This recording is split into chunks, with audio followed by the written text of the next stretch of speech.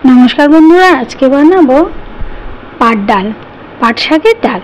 ताई आमी डालगुलोके मुग डाल निয়েছি আর একটু বিউলির ডাল নিয়েছি।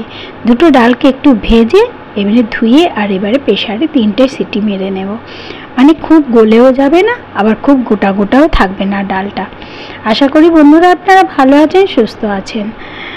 আর সুস্থ যখন আছেন তখন আমার ভিডিওটা অবশ্যই দেখছেন বা দেখবেন, এটা আশা করি। আমি এবারে ছাদে চলে এসেছি। আমার ছাদ বাগানে না জায়গায় জায়গায় আমি পাট শাকের দানা ফেলেছিলাম, আর এত সুন্দর গাছ হয়েছে। এই দেখুন, সেই গাছ থেকেই পাট শাক তুলে নিচ্ছি। এপাশে ওপাশে ফেলে রেখেছিলাম, এক জায়গায় ফেলিনি। গতবারে এক জায়গায় ফেলেছিলাম, আমার হাজবেন্ড খুব রাগারাগি, এত পাট শাক কে খায় না তেনা, ওই জন্য জায়গায় জায়গায় অল্প অল্প করে ফেলেছি, তাতেই আমার চলে যাবে। এই দেখুন কি সুন্দর লাগছে দেখতে। যাই হোক, এভাবে পাট শাক তুলে নিয়েছি। আগের দিন আমি পাট শাকের বড়াও এইভাবেই তুলে বানিয়েছিলাম, সেটা ভিডিওতে দিয়েছি, আপনারা দেখে নিতে পারেন। আচ্ছা, এবারে পাট শাকগুলোকে এপারে ওপারে থেকে তুলে নিয়েছি। নিয়ে এই দেখুন আরও তুলছি, কারণ পাট শাকের ডাল করতে গেলে একটু বেশি পাট শাক লাগবে, কিন্তু বড়া করতে অতটা ও বাবারে, আবার এটা পড়েও গেছে। কি রোদ, কি রোদ। এইবারে আবার নিচে চলে আসছে। নিচে এসে এগুলোকে ভালো করে ধুয়ে নিতে হবে। একদম পরিষ্কার চকচকে শাক, কিন্তু তবুও কিন্তু খুব ভালো করে কলের তেল ফেলে ধুতে হবে। আমি এইভাবে একটা একটা করে বেছে বেছে বেছে বেছে, একটুকু কোথাও কিচ্ছু নেই, তাও ভালো করে ধুয়ে নিয়েছি। এবার ডালটাও সিদ্ধ হয়ে গেছে। ডালটা সিদ্ধ হয়ে যাওয়ার পর নামিয়ে নিলাম। এইবার কেটে নিচ্ছি একটা বড় পেঁয়াজ। একটা বড় পেঁয়াজকে কেটে নেব, আর নেব কাঁচা লঙ্কা 5টা 6টা, সেটাকেও কুচি কুচি করে নেব। আর নিয়েছি 8-10টা রসুন, সেটাকে আমি একটু থেতলে নেব, মানে থেতো করে নেব। আমার সামনে নোড়া ছিল, ব্যাস নোড়া দিয়ে ঠাক ঠাক ঠাক ঠাক করে ঠুকে থেতো করে নিয়েছি। এইবারে পাট শাকটাকে কাটা, মাথার দিকটা কেটে ফেলে দিচ্ছি, কারণ ওটা শক্ত, সেই জন্য ফেলে দিচ্ছি। আর এইভাবে আপনারা বটি দিয়ে কাটলে কাটতে পারবেন। আমার একটু নিচে বসতে অসুবিধা, সেই জন্য আমি সব কিছু ছুরিতেই কাটার চেষ্টা করি।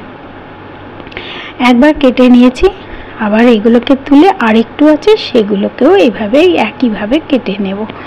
বন্ধুরা, আপনারা যারা আমার এই ভিডিও ইউটিউব থেকে দেখছেন, তাহলে প্লিজ চ্যানেলটিকে সাবস্ক্রাইব করবেন, আর পাশে থাকা বেল আইকনটি প্রেস করতে ভুলবেন না, কারণ আমার যে কোনো রান্নার নোটিফিকেশান আপনাদের কাছে যাচ্ছে প্রথমেই যায়, সেটা আশা করব। সেই জন্য প্রেস করে দেবেন। আর যদি ভালো লাগে তাহলে কমেন্ট, শেয়ার আর লাইক কিন্তু একদম চাই।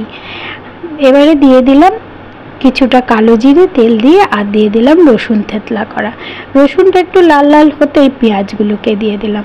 পেঁয়াজ, রসুন আর কালো জিরে যখন ভাজা হয়ে আসবে, আর একটু 2টো শুকনো লঙ্কাকে আমি ভেঙে দিয়ে দিয়েছিলাম, ওইগুলোকে তুলে নেব। তুলে নিয়ে শাকটা দিয়ে দিলাম। শাকটা ভালো করে ভেজে নিয়ে ভাজার সময় দিয়ে দেব নুন, হলুদ দিয়ে ভালো করে ভাজবো। শাকটা কিন্তু কাঁচা দিলে হবে না, একটা কাঁচা গন্ধ ছাড়বে। ভাজা করে নিলে টেস্টটা খুব বেশি হবে, সেই জন্য হালকা ভাজা করে নিতে হবে। আমি ভাজা করে নিয়েছি। আর দিয়ে দেব স্বাদ মতো নুন, আর যদি প্রয়োজন হয় আবার দেব। আর দিয়ে দিয়েছি একটুখানি চিনি, যেহেতু শাক বা সবজিতে একটু সামান্য চিনি দিলে তবে টেস্টটা ব্যালেন্স হয়। আমি শাকে কখনো হলুদ দিই না, কারণ তাহলে শাকের সবুজ ভাগটা চলে যায়, সেই কারণে। কিন্তু এতে যেহেতু ডাল পড়বে, সেই জন্য আমাকে এটা দিতেই হলো, নাহলে ডালটা দেখতে বাজে লাগবে, সাদা সাদা ফ্যাকাশে ফ্যাকাশে লাগবে।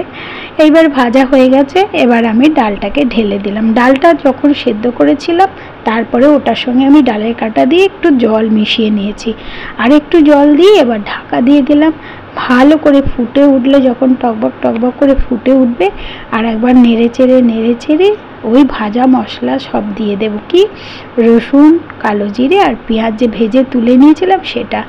আবার একবার ঢেকে দিলাম, ব্যাস ঢাকনা খুলেই দেখলাম ব্যাস হয়ে গেছে।